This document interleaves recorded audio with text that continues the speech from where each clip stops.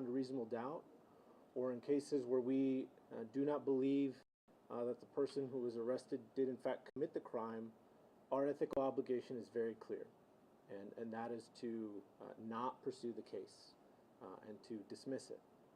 And so that is what has occurred here in the case involving Mr. Miguel Romero. And so, as you know, Mr. Romero was a 17-year-old student at Horizon High School. And in the evening of February 7th, 2024, he was walking and crossing the street on Darrington Boulevard.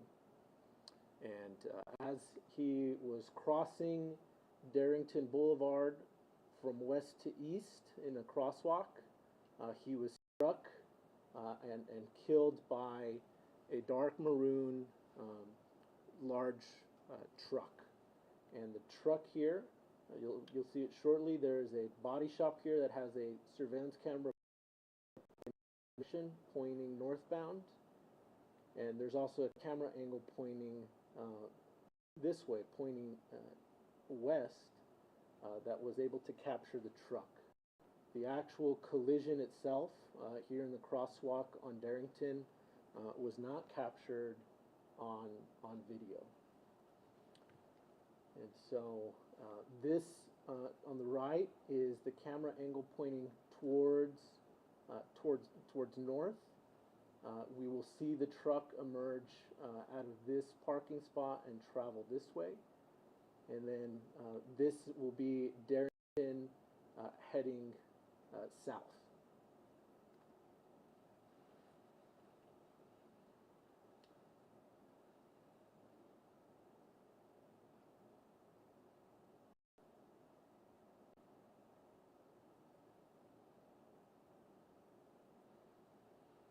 As I mentioned, the collision occurs off screen. This is the crosswalk here, and then the vehicle drives westbound on Darrington. Mr. Solis was identified as a suspect because a bystander, a witness to the collision, stopped and was rendering aid to Mr. Romero, but then got back in her car to head this direction. Approximately a mile down the road, she observed a red truck, and she took a picture of that truck and reported that truck as the offender. Approximately an hour later, officers from the Horizon Police Department were at Mr. Solis's home, arrived, and they detained him and ultimately arrested him. The vehicle that you see here depicted was the red truck that Mr. Solis was driving, that the eyewitness identified as the vehicle. However, if you'll note, there does seem to be a discrepancy in the color of the vehicles.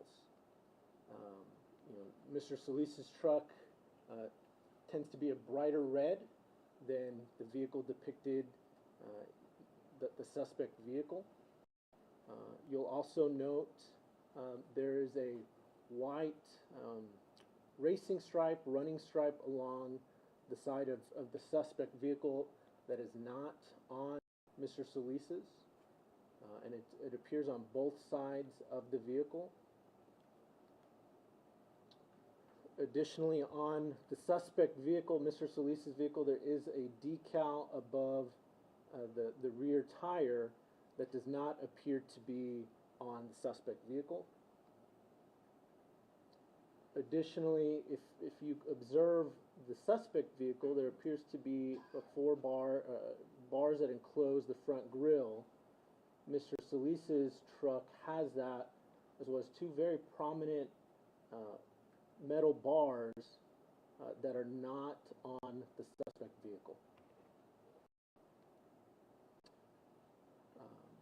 As we know that based on the eyewitness identifications or descriptions of the collision, Mr. Romero struck and dragged for a period of several feet before the truck continued driving over him. There was no damage, apparent damage to Mr. Solis's red truck. Additionally, investigators swabbed the bottom portion of Mr. Solis's vehicle to identify any blood or bodily fluids that would have been left by Mr. Romero, and ultimately a swab of the entire portion of the undercarriage of Mr. Solis's vehicle was negative.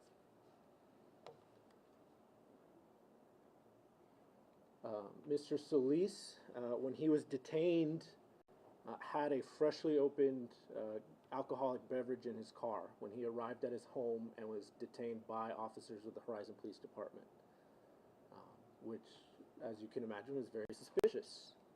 However, the can itself was full. It seemed that it had just been opened.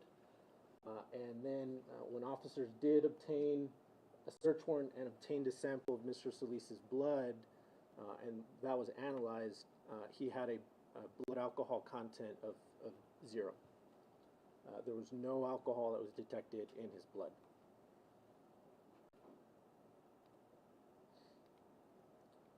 Additionally, one of the other eyewitnesses that was at the scene stated that the driver of the suspect vehicle appeared to be a young Hispanic male, potentially in his 20s. Mr. Solis is substantially older than that. And so, but I had mentioned, Mr. Solis was originally identified as a suspect because one of the bystanders drove in the direction of the dark maroon suspect vehicle and ultimately identified his red truck as the vehicle.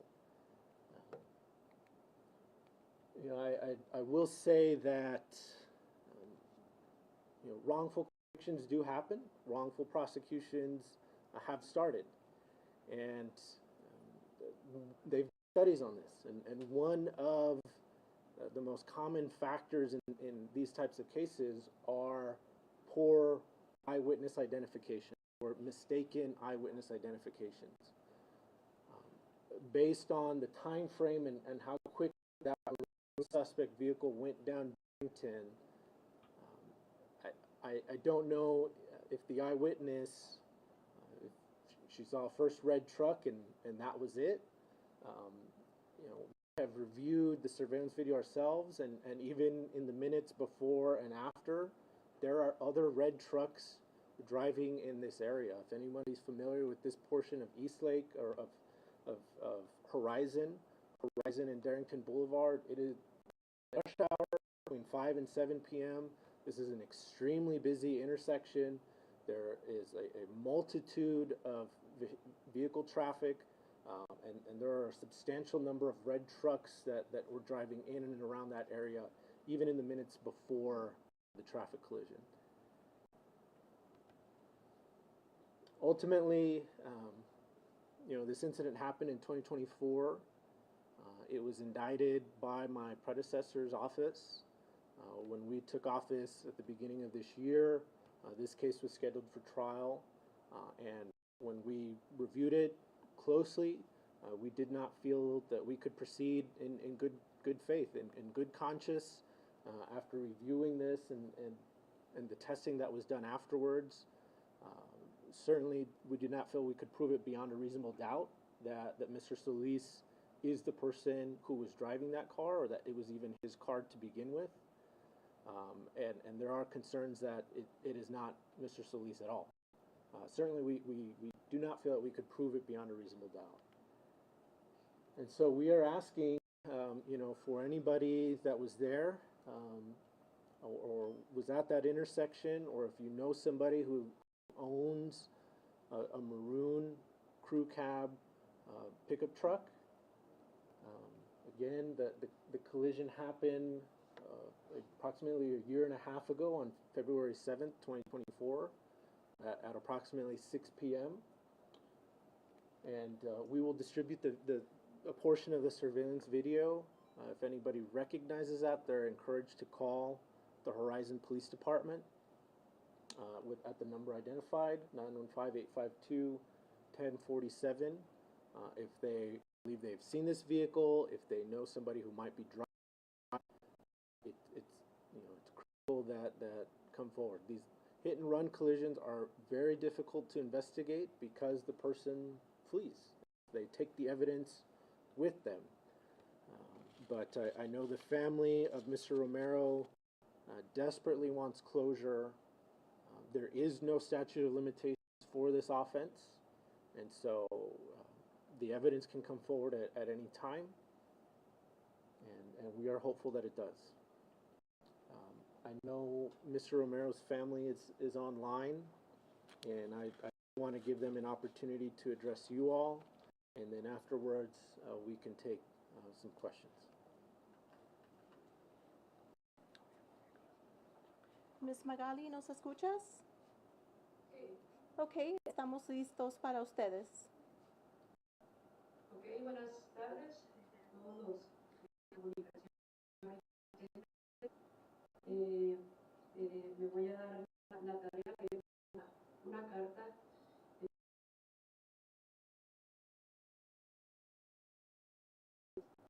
al momento de tener esta información que el fiscal Montoya les acaba de revelar. Y comienza de la siguiente manera.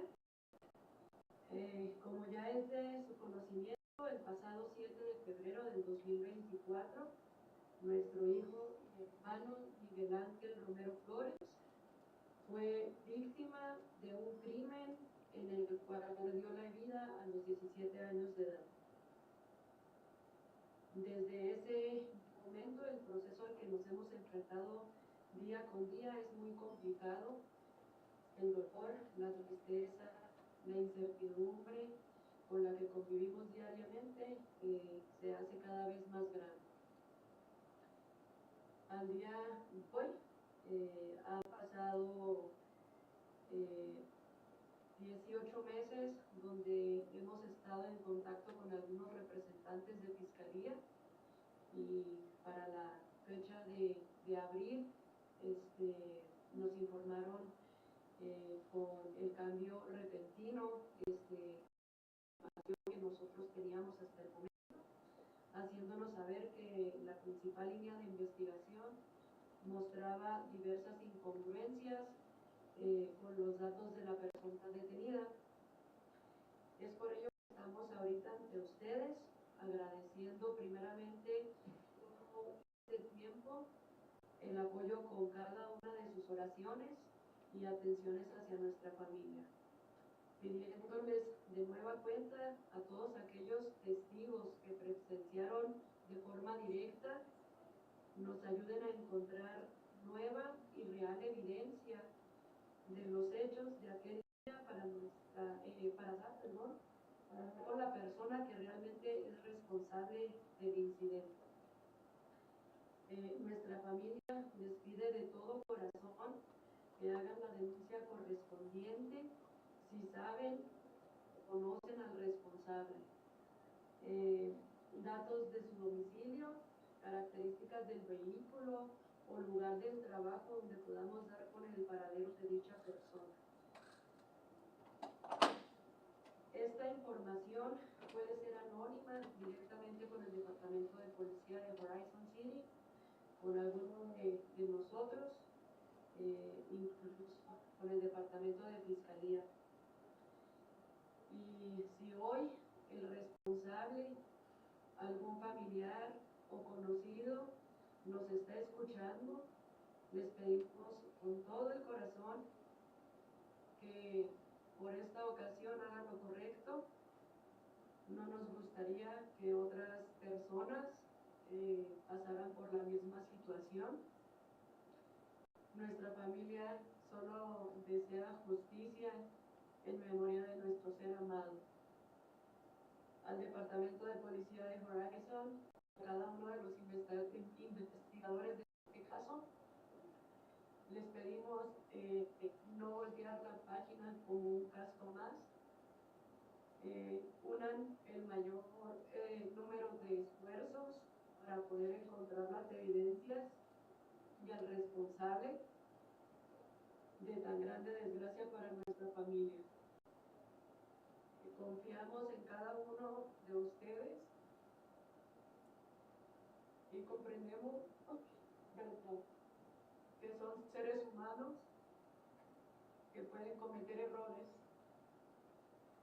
pero a la vez tenemos fe en que esos errores ustedes mismos los enmendarán, dando lo mejor de sí para lograr la justicia que tanto anhelamos.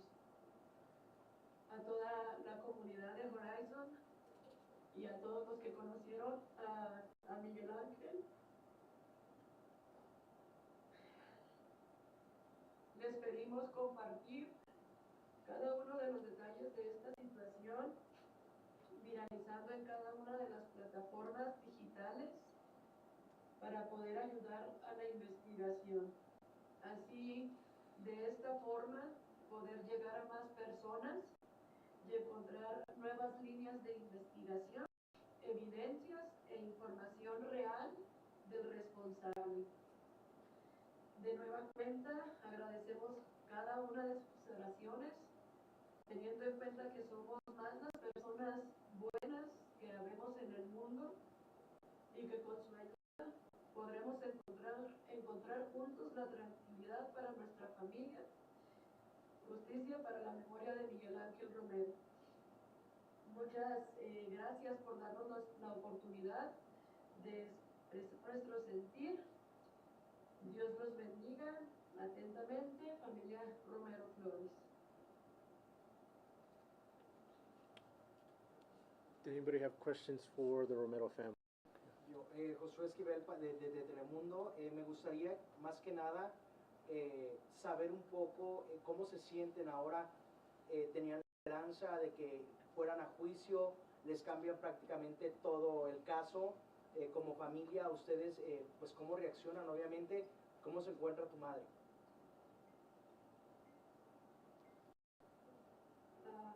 Bueno, antes de contestar su pregunta, perdón, mi madre también hizo una pequeña reseña de lo que les quería decir, si me dan permiso.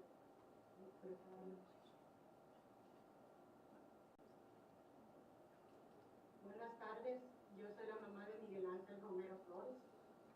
Quiero pedirles con el corazón en la mano a todas las personas que vieron el accidente del hijo, que nos ayuden a dar con el responsable para que se haga justicia. Mi hijo no merecía tener una muerte tan horrible y violenta. Les pido a los fiscales y policías que por favor ya nos den una buena solución. Ya es mucho el tiempo y que hubo muchos testigos a los que no se les tomó bien su declaración. Lo único que pedimos es justicia para honrar la memoria de mi hijo y que ya descanse en paz, ya que ha habido muchas incoherencias en el caso. En un principio, que detuvieron a Oscar Solís, dijeron que iba alcoholizado. Se le encontró cerveza en la camioneta y la esposa aceptó que había salido a beber con sus amigos. Los oficiales detectaron un olor a alcohol en su aliento. Y ahora nos salen con muchas cosas que no van. Yo pienso que si el señor Oscar realmente se cree inocente, ¿por qué se negó a que le hicieran los análisis de sangre en cuanto lo arrestaron? Otra cosa muy importante, cuando los policías lo detuvieron y lo colocaron en la parte trasera de una patrulla, le comentaron los oficiales que estaban investigando un accidente y mientras estaban grabando, el señor Oscar soltó algo sin que le pidieran y preguntó si se trataba del niño que fue atropellado y luego declaró que el niño fue atropellado ayer. O sea, ¿de qué está hablando? Si no andaba borracho e intoxicado, ¿de dónde vino esa declaración? Y todo esto que estoy afirmando lo tengo en el reporte policíaco que nos dejó la policía de mi hijo. Y lo único que deseamos, y no vamos a parar hasta que se vea que se haga justicia para mi hijo Miguel Ángel Romero Flores. Se lo pido de todo corazón y que ustedes también pueden tener hijos, nietos, sobrinos, y no queremos que les pase una cosa similar. Se los pido con el corazón en la mano. Dios los bendiga. Gracias.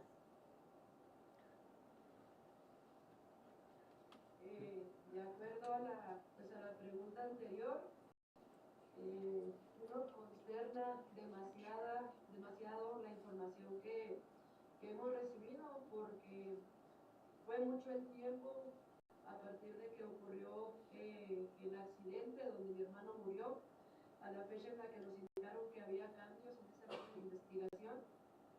Entonces nos remueve a nosotros sentimientos, nos remueven dudas, y queremos ponernos siempre en manos de la justicia americana. Sabemos que como seres humanos podemos cometer errores, sin embargo no quisiéramos que pues, el caso continuara de una forma pasiva, sino que realmente con ayuda de los testigos y ahora con las personas que nos puedan estar viendo, podamos pues juntos resolver este caso y poder darle la tranquilidad a mi familia, así como a lo mejor hay muchos casos que se encuentran en la misma situación. Yo pienso que como comunidad podemos hacer el bien, no para colgarnos de a lo mejor una fama, nada más lo que es el hecho de hacer la justicia para calmar un poco el dolor de la familia. Toda esta situación no nos va a devolver a nuestro hermano, pero tenemos fe en que nos va a dar un poco más de tranquilidad y saber que el responsable está pagando por sus hechos.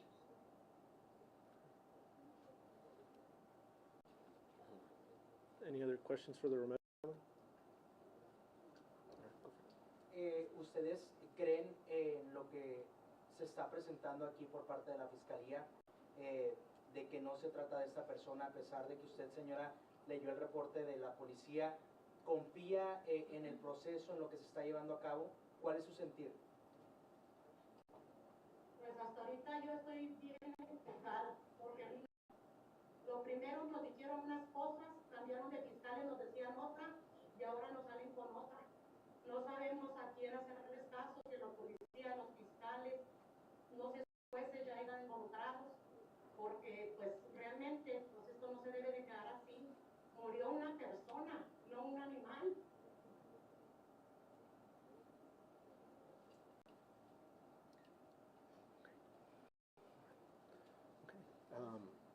Gracias, familia Romero.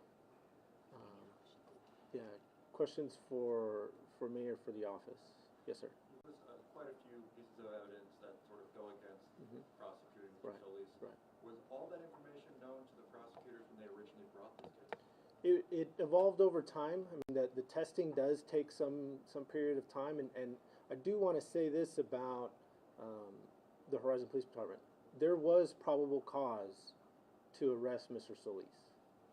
They had an eyewitness that identified his vehicle. He was found under very suspicious circumstances, and as I believe has been reported, he's been twice convicted of DWI. And so it's kind of this perfect storm, if you will, of incriminating circumstances that led to his arrest. And so there was probable cause to arrest him and to charge him. But once you started taking a deeper dive into it, once we got the DNA results, once we got the blood alcohol results, it became very clear that we do not believe that it's him. And with a lot of that evidence you just mentioned, did you guys get that when you had already come into office, or was that available to the previous?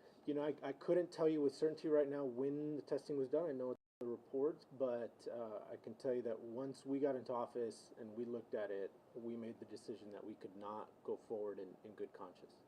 Did you speak to the prosecutors on the case with people working it from the previous office about why they didn't drop it after they had the information? So the prosecutor that worked on this case initially no longer works in this office. And did you discuss with them? No, we did not. When you came into office, what was the process? And Mr. Solis had already been in jail for more than a year? Yeah, I mean almost a year. He was incarcerated that night on February 7th, and he remained incarcerated until we dismissed the case. So he was in jail for over a year. And when did you start reviewing the case? In March and April.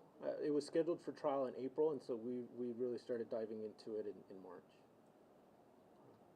Just 2 months when we got here. Yes, sir. Have you talked to his attorneys? What are they thoughts regarding this case? Yeah. What is he thinking about We, this decision? I mean, we spoke to, I mean, as the case was getting ready for trial, we were in touch with his lawyer, Derek Wyatt.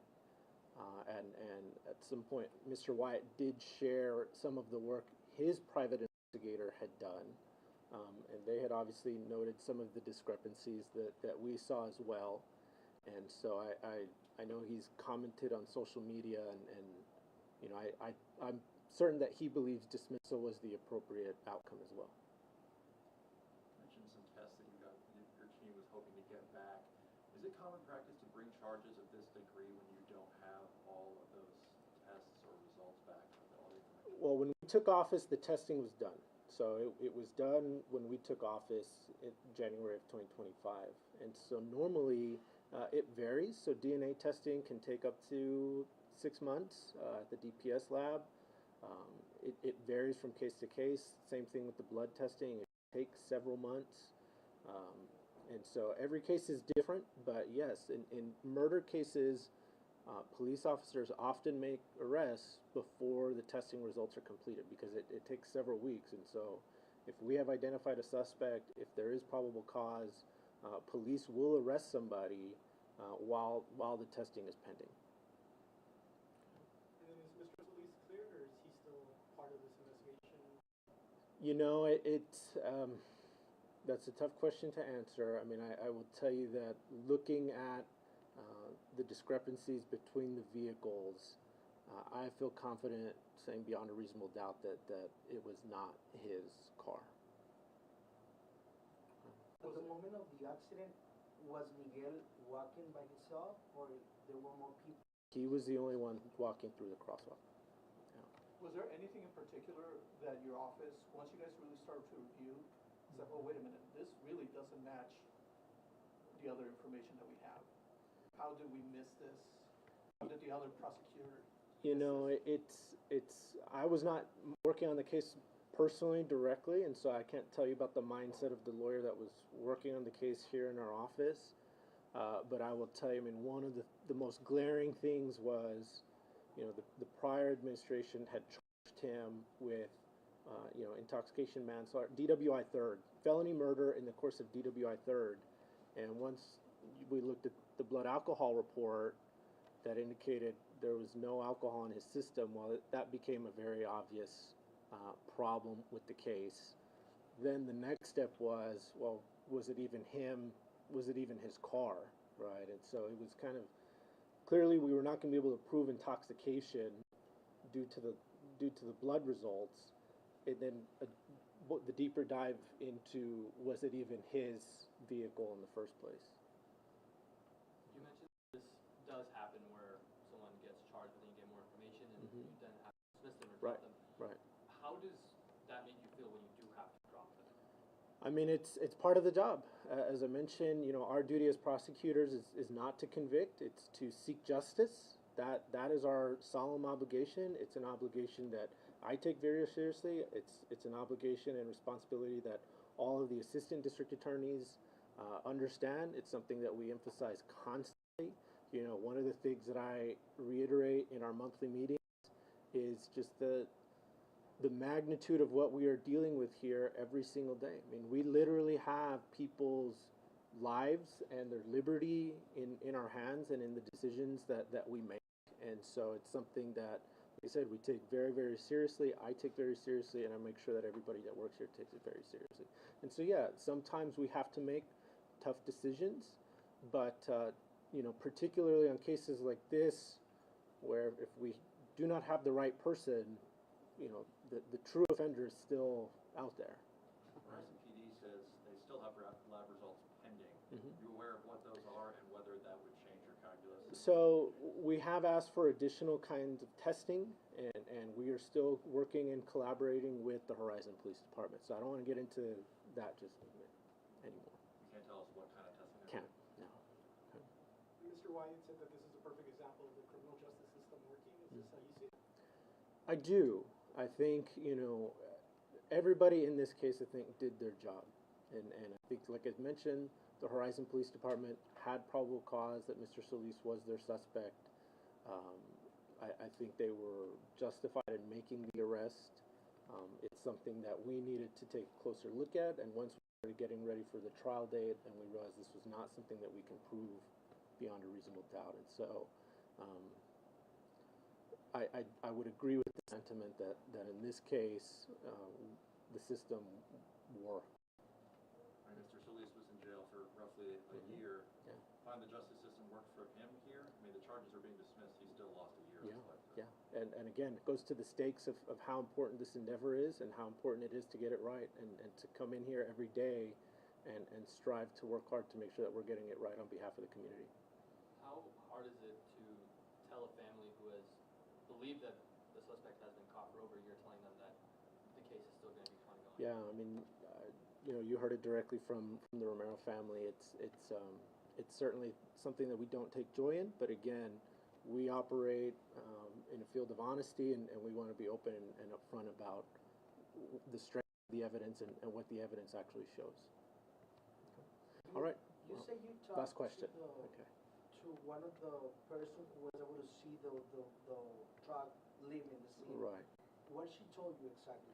She was kind of confused about the truck, or? No, we did not speak to her directly. So when there was a statement taken from her by the Horizon Police Department when this happened.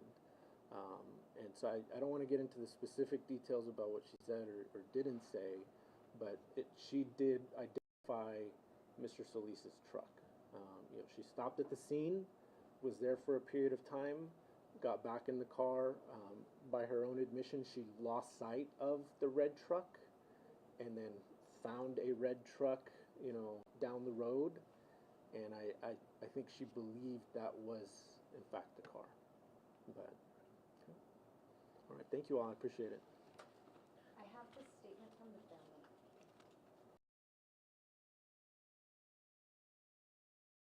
Okay. All right, thank you all.